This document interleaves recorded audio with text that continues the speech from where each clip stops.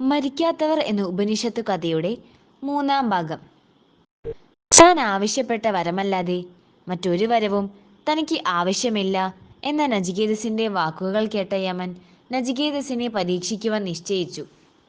കാരണം ശ്രദ്ധയും ബുദ്ധിയും സാമർഥ്യവും അറിവ് നേടാനുള്ള ആഗ്രഹവും ഉള്ളവർക്കു മാത്രമേ വിദ്യ സമ്പാദിക്കാനാവൂ. ശിഷ്യന്റെ ഈ വിധ യോഗ്യതകൾ പരിശോധിക്കേണ്ടത് ഗുരുവിന്റെ കർത്തവ്യമാണ്. പരമമായിരിക്കുന്ന രഹസ്യവിദ്യയെ ജിജ്ഞാസുവായ ഉത്തമ ശിഷ്യനല്ലാതെ ഗുരുക്കന്മാർ ഉപദേശിക്കുകയില്ല. യമൻ പറഞ്ഞു, നചികേതസേ, നിനക്ക് 100 വയസ്സുവരെ ജീവിച്ചിരിക്കുന്ന പുത്രപൗത്രന്മാരെ തരാം. 1000കണക്കിന് പശുക്കളെയും കുതിരകളെയും ആനകളെയും തരാം. സ്വർണം, വെള്ളി തുടങ്ങിയ വിലയേറിയതെന്തും തരാം.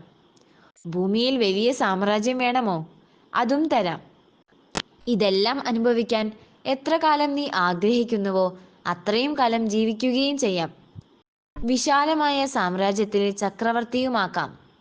മനുഷ്യ ലോകത്തിലുള്ള സുഖസാമഗ്രികളെല്ലാം നീ വരമായി സ്വീകരിക്കുക.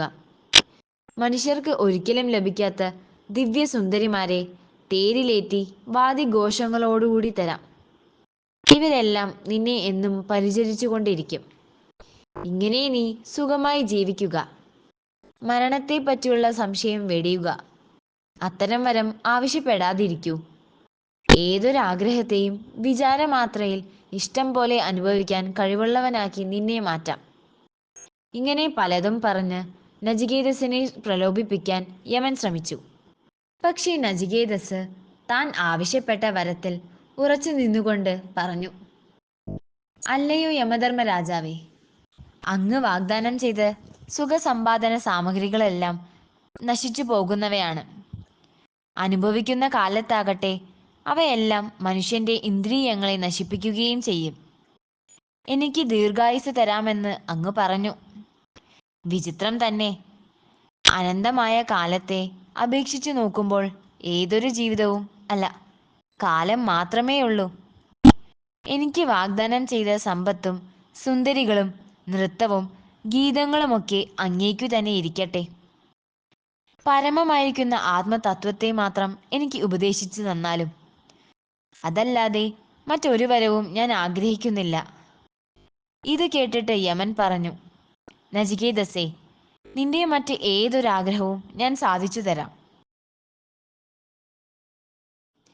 നചികേതസ് പറഞ്ഞു, പ്രഭു, ഇതല്ലാതെ മറ്റൊരു വരം ഞാൻ ആഗ്രഹിക്കുന്നില്ല. ധനം കൊണ്ട് മനുഷ്യനെ തൃപ്തിപ്പെടുത്താൻ സാധിക്കുകയില്ല. വിഷമങ്ങൾ അനുഭവിക്കുന്നവർക്ക് അതിൽ നിന്ന് മുക്തിയും പ്രയാസമാണ്. സകല ദേവന്മാർക്കും ആദരണീയനായ അങ്ങയെ കണ്ടുമുട്ടിയ ഞാൻ ധന്യനാണ്.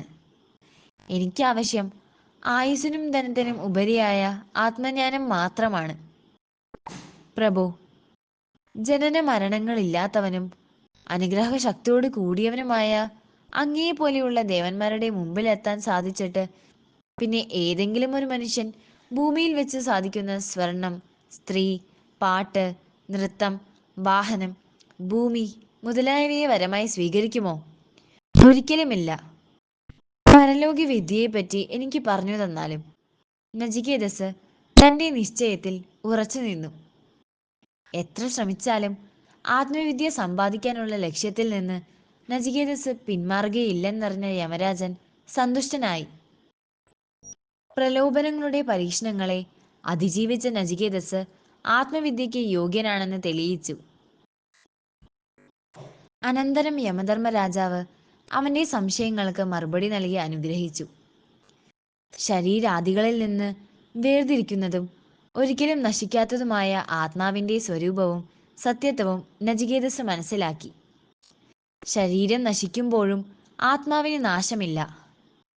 അമരണനായ ആത്മാവ് അവശേഷിക്കുന്നു. എല്ലാവരുടെയും യഥാർത്ഥ സ്വരൂപമായിരിക്കുന്നത് ആത്മാവാണ്. ജീവന്മാരുടെ ലക്ഷ്യം ആ ആത്മാവിനെ സാക്ഷാത്കരിക്കുകയുമാണ്. അതിന് ഗുരുക്കന്മാരുടെ ഉപദേശമനുസരിച്ച് പ്രവർത്തിക്കണം. യമധർമ്മരാജാവിന്റെ ഉപദേശപ്രകാരം ഏകാഗ്രതയോടെ എല്ലാം ശ്രദ്ധയോടെ അഭ്യസിച്ച നചികേതസ് ആത്മജ്ഞാനം നേടി. നന്ദി, നമസ്കാരം.